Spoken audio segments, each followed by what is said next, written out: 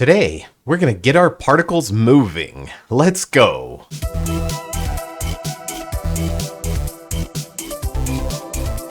So we're in the middle of a series of tutorial videos showing how to create a particle system from a shader.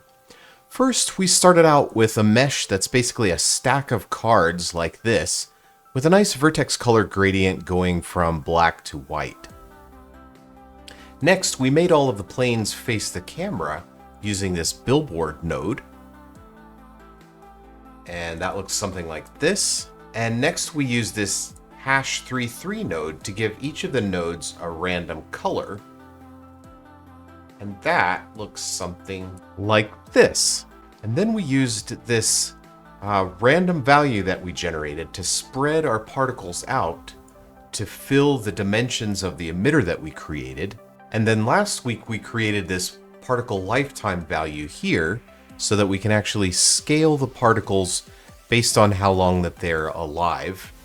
And we also use this particle lifetime value to make sure that these random colors that we're generating are different each time the particle spawns. So if you haven't seen the other videos in this series, I'll link the playlist down in the description so you can catch up. Today we're going to get our particles moving. And in order to do that, we need to give them a direction and a speed. Okay, first let's move things around in our shader just a little bit to give us some room to work. We're going to move our particle billboards and our particle lifetime groups up just a little bit. By the way, I haven't actually shown this, but each week I like to group the work that I'm doing in these little boxes just so it's kind of obvious what the compute units are and how the nodes should be organized. And today I'm starting out in Unity, but in just a few minutes we'll switch over to Unreal, and I'll show you how to do the same thing there in that engine as well. Okay, in order to get our particles moving, we need to add a couple of parameters. So I'm just going to open our graph inspector over here, and here I have our billboard so we can add these parameters.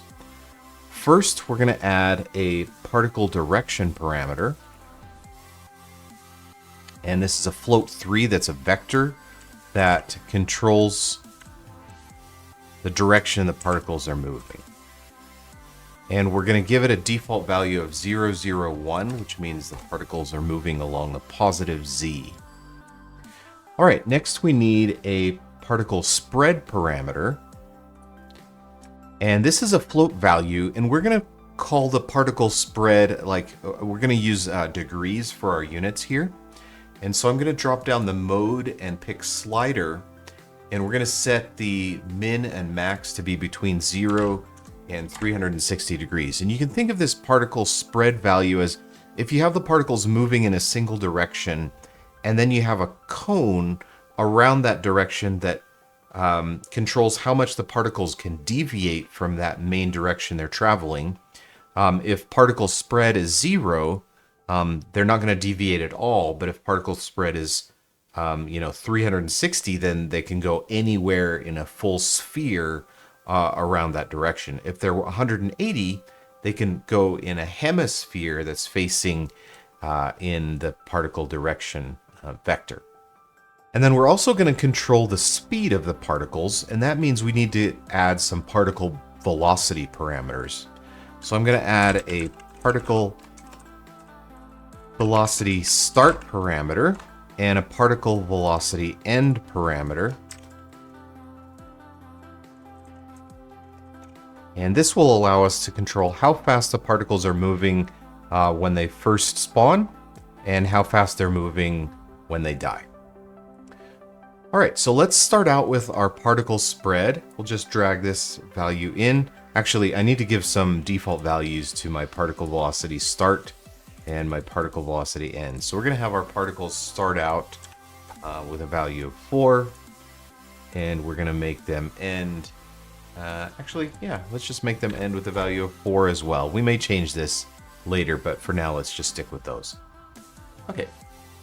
So we're going to start out with our particle spread, and our value right now for our particle spread is somewhere between 0 and 360 degrees.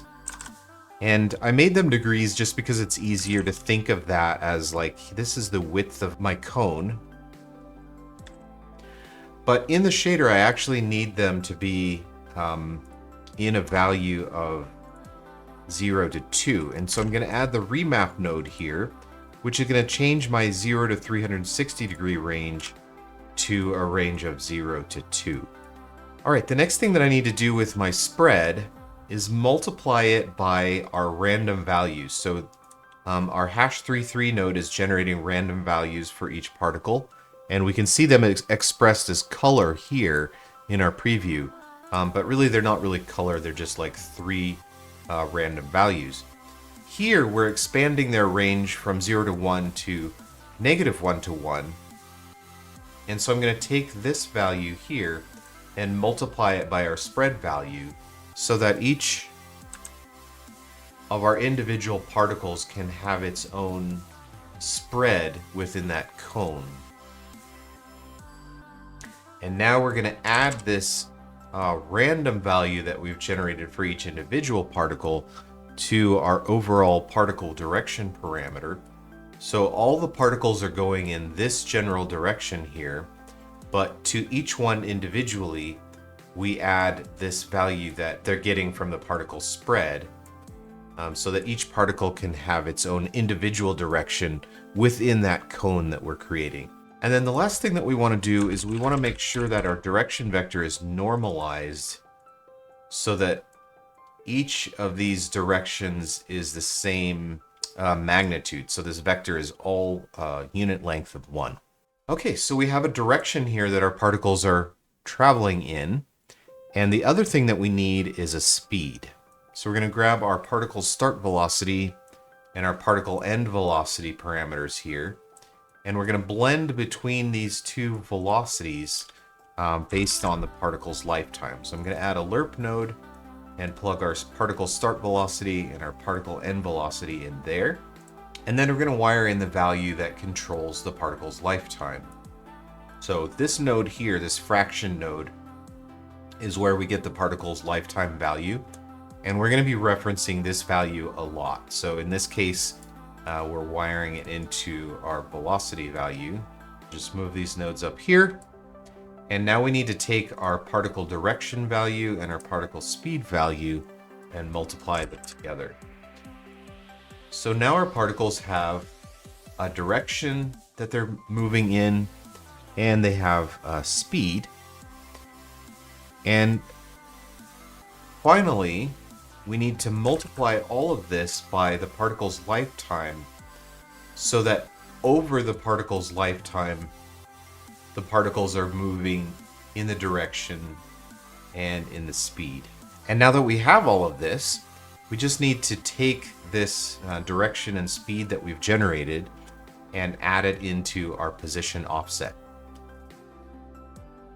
And we just need to scoot a couple of nodes over, and we're going to add this value in right here.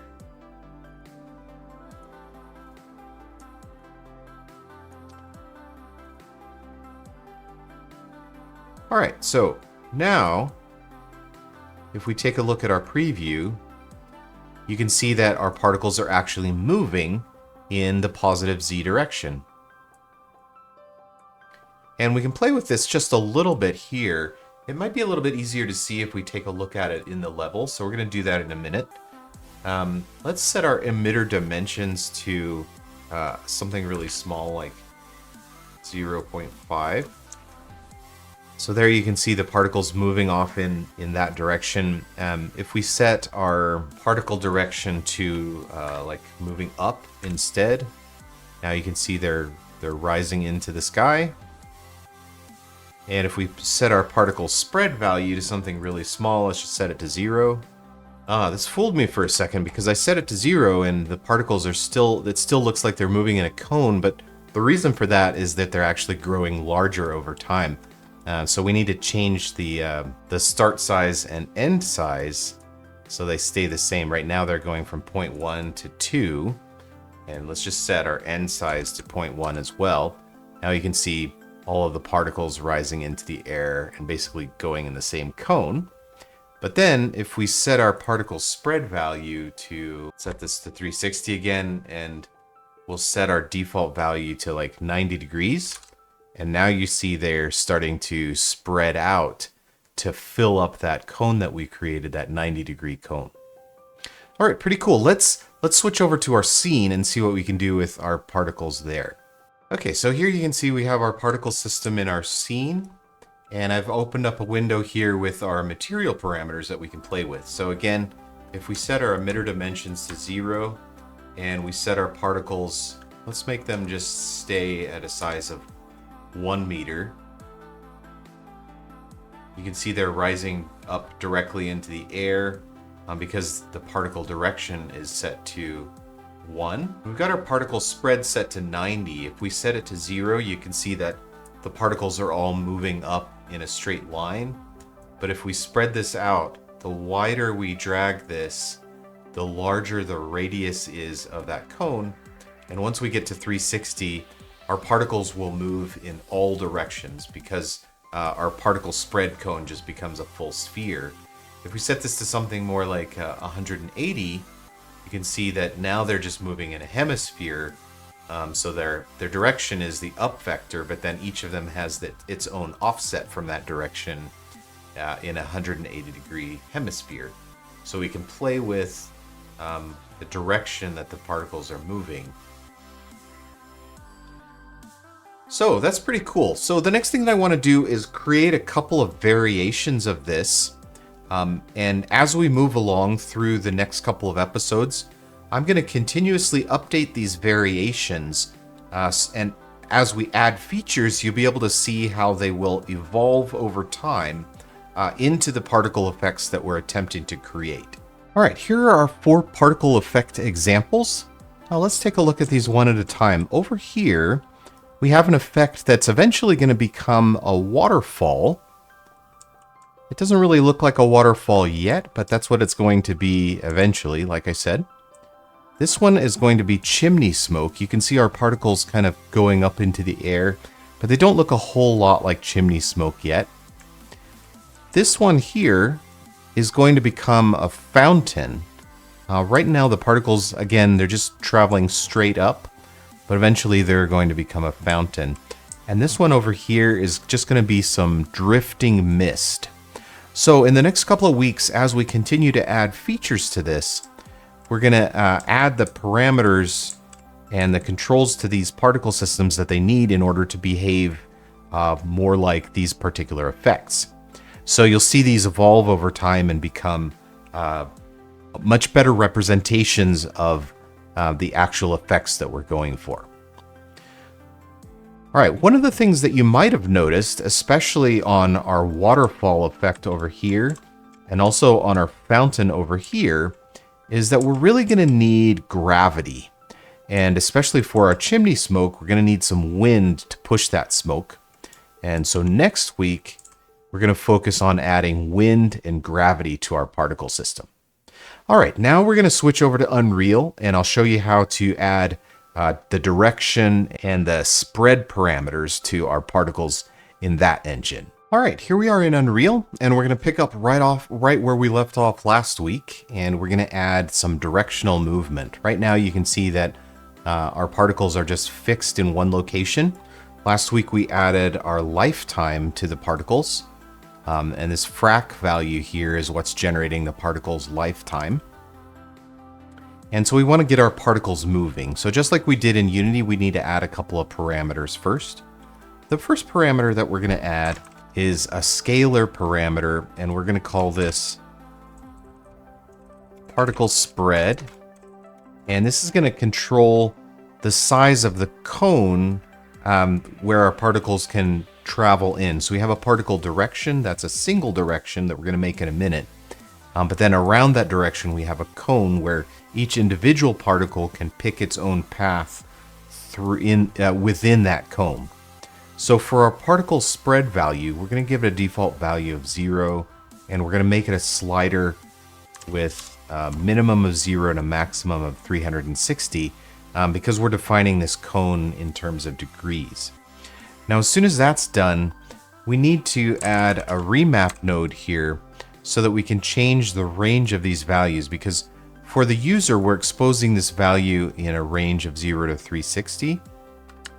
but we actually want it to be in a range of 0 to 2 for our purposes in the shader itself.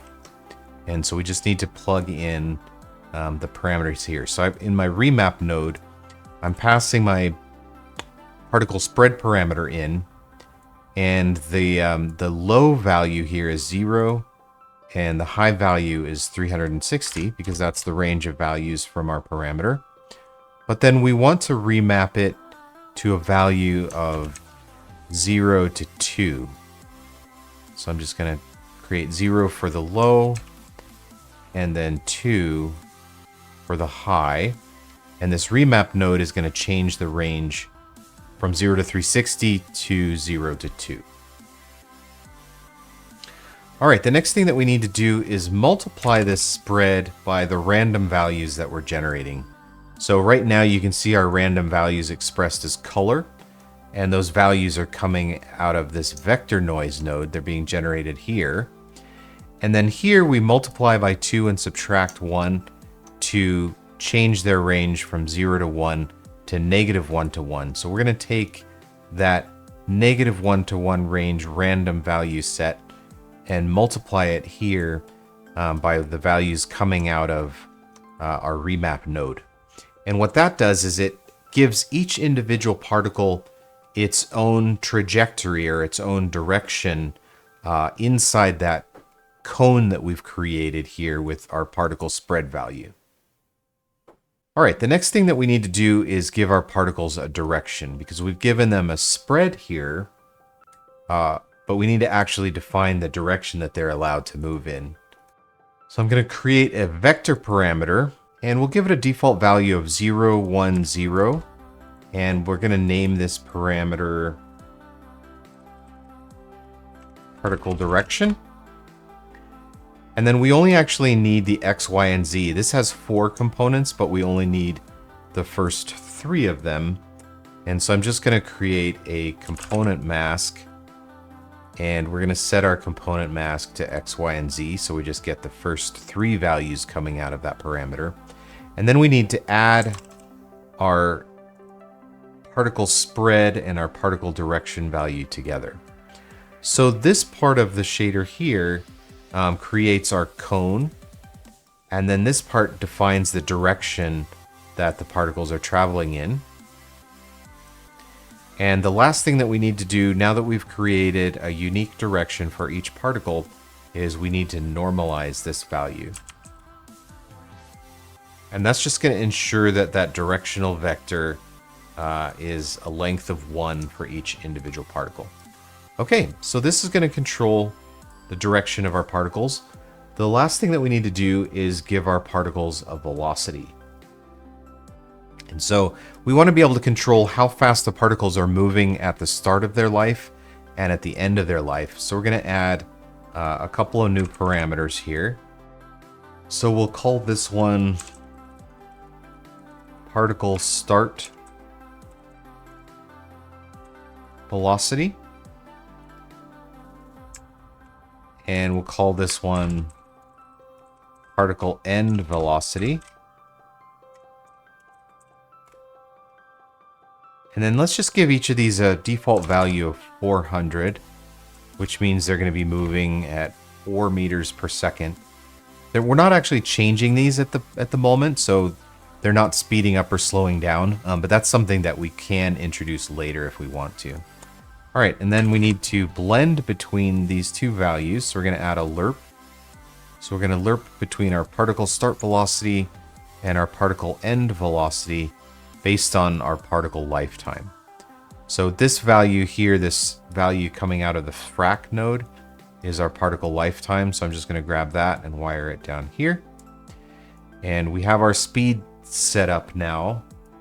And so we can take the direction the particles are moving in, multiply them by our speed to get the combination of our speed and direction. Okay, and the last thing that we need to do here is we need to take these values and multiply them by the particle lifetime, because the longer the particle lives, the closer it gets to the full potential that's produced by this speed and direction. So we'll bring our particle lifetime over here and plug it into our multiply. And now we just need to take these values that we've created for our particle movement, and we need to add them to our position offset. So I'm going to come down here and just move these nodes over a little bit so there's space. And we need to create an add node right here. And we're going to add the result of this calculation to our position offset. All right, and now that that's hooked up, you can see that here in our preview window, our particles are actually moving in the default direction that we gave them. So that's pretty cool. All right, I'm just going to clean up the graph a little bit here, and then we're going to switch over to our scene and take a look at how these parameters, or how we can use these parameters to control the movement of our particles. All right, so here we are in our scene, and you can see that I've got things set up so that I have our particle system going here, and I have our material instance set up here with our parameters so that we can control these and see what they do.